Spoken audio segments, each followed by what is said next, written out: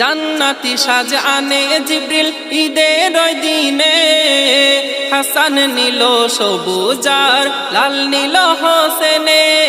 হাসানের ঠোঁটে চুমা হোসেনের গলায় যার হকিকত বেটিকে জানাই কামলিওয়ালাই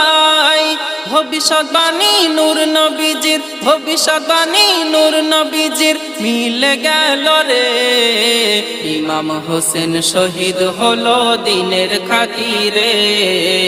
ইমাম হোসেন শহীদ হলো দিনের খাতিরে